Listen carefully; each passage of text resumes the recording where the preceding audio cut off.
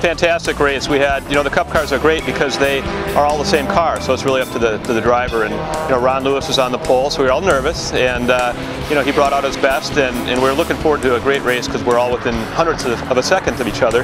And unfortunately, we had Jerry go out with breaking a water hose, and then I really won a war of attrition.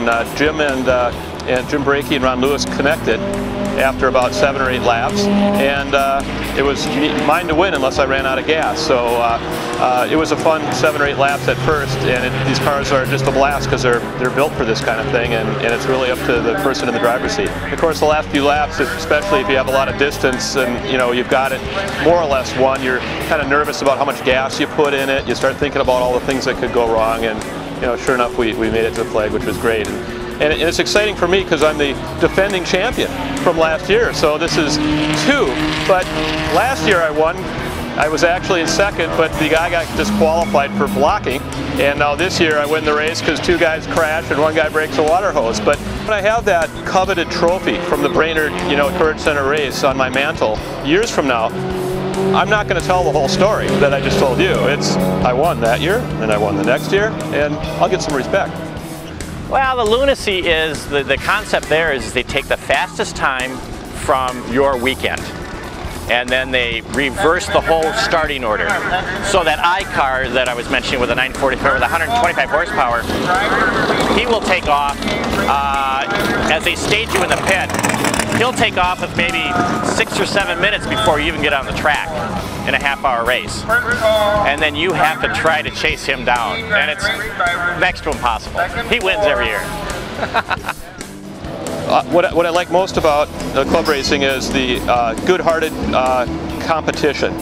We're competitive with each other. We all race hard. We race hard, but we race safe, and we all have a lot of fun. And we all want the best for, you know, each of us. And like I said, it's kind of, I wish I would have had a clean race without the guys, you know, connecting, because we were running all right bumper to bumper, and that would have been a fun result to have, you know, a photo finish, if you will. And but it's the speed in the cars and the people, and I think that's what pretty much everybody would tell you. No, the great thing about this whole racing thing is you would think it is a little lunacy to be out here doing all this, spending all this money. But just, you come out for a weekend and it's just the camaraderie of everyone.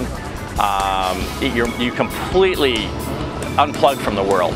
And you know, for 3 or 4 days, you're in this element, and if you like this element, you're unplugged, and it's a beautiful thing. That's why we do it. It's a wonderful program. Obviously, it's a huge passion of mine. It's a huge passion, frankly, of a large segment of our club. The friendship, the fellowship, the good times in PCA club racing is really unlike almost any other racing sanctioning body. We've got just members all over the place out. They're part of the event, and they're having a good time, and we make sure everyone has a lot of fun. And the volunteers, we have probably 30 different people doing various volunteer things, and it really makes the event, you know, adds to the camaraderie of the club, and it's really a good thing. One of our most popular things that we do Club Race Weekend is for those people that don't take their cars out on the racetrack, we have parade laps at noon on Saturday and Sunday, and they make a donation to Courage Center, and that allows them to take their car out onto the track at freeway speeds. We'll have a donated Porsche from Carousel or Maplewood leading the pack, and one in the rear keeping the speeds down to safe speeds. But they get the chance to experience all 10 turns and the straightaway, and really get a feel for the track and understand what it's like, even though they don't have that extra 1 in front of the speedometer. One of the really fun things that we do, and one of the key things that people enjoy, why they enjoy doing this, is at the end of the day, after the track goes cold for the day, we can break out a little beer and all get together and socialize and chat about what went on during the day and tell stories and do all the things that go on. You know, you kind of recap the whole day and have a great time, and it really brings a lot of people together. The corner workers are there, and the, you know, casual observers as well as the racers. And as I've always said, the only dumb question to ask a racer is, are you having fun? And they, you know, you'll spend 15 minutes hearing about it. So every year we do a live auction as part of the Club Race Weekend, The live auction is usually limited to about 6 or 7 items, and the items are all donated by club members. Bruce Boder does a wonderful job as our auctioneer. But we have things like a Suite to the Wild is donated. This year we had a storage building that was 24 by 40 was donated for winter storage. A watch from Evergreen Jewelers from Jerry Green, one of our club racers. Just several different items that end up being very, very nice items. Target Stores is a major sponsor for us, and they every year donate an autographed fire suit autographed by the current Indy drivers. And this year they also donated the rear wheel to an Indy car, so that a manly paperweight is what I like to say. So, so we have some fun things in the live auction. And then we also have a silent auction that runs all day Saturday and ends Saturday night right after the live auction is done. And the silent auction is just amazing. We'll end up with 130, 150 items, all donated by club members, 100% free and clear. We have no expense in any of them. And every penny of the money that's generated, it goes directly to Courage Center. That's one of the things I'm really proud about with all of our functions.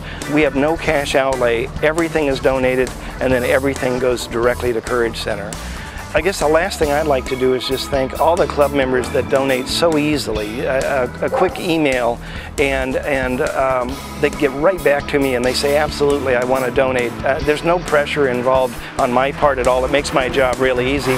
And also the bidders, that we have so many people that go out and bid so well, because all of this money that we've raised, and we've raised $200,000 or so in the last few years, all of that money is donated items from club members and club members that purchase the items.